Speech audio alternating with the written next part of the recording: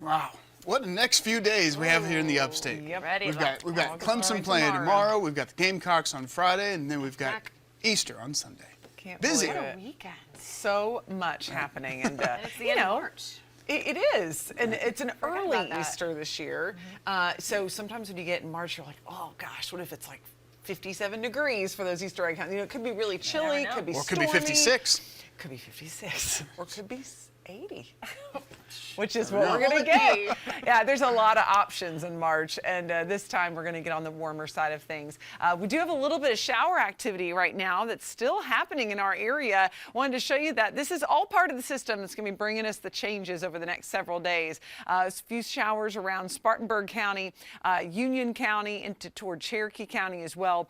Greenwood also seeing some spotty light rain. As we zoom in a little bit closer, you can see it's generally shifting from southwest to northeast and not intensifying at all. I don't expect any rumbles of thunder like what we had last night. A few light showers and some lingering clouds toward tomorrow morning. So tonight, 46 degrees, mostly cloudy skies, but rain's going to be at a minimum. After about 2, 3 in the morning, I don't expect any more.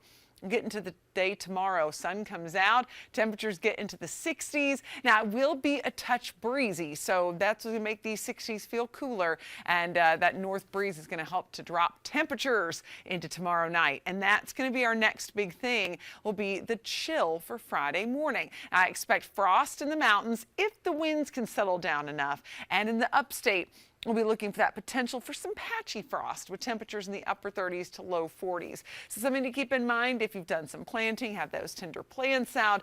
It probably won't be a widespread threat, but it wouldn't hurt to protect those plants. We'll let you know if a frost advisory gets issued for any parts of our area. Now here's that wind I was talking about. It's going to be gusty out of the north into late Thursday.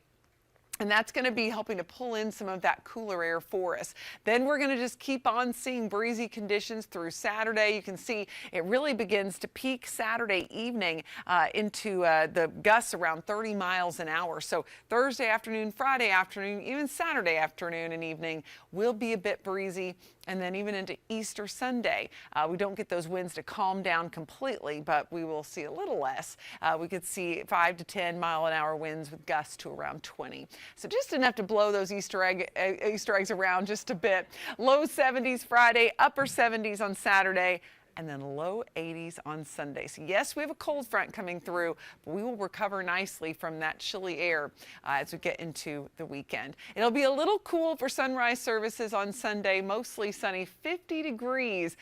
So no freezing temperatures this go round and no rain to contend with. So it should be a beautiful sunrise.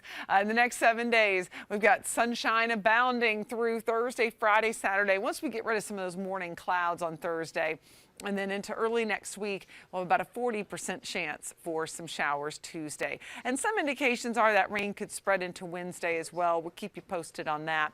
In the mountains, looking at a gorgeous Easter weekend, 70s for highs. Still chilly at night, though, Thursday and Friday nights.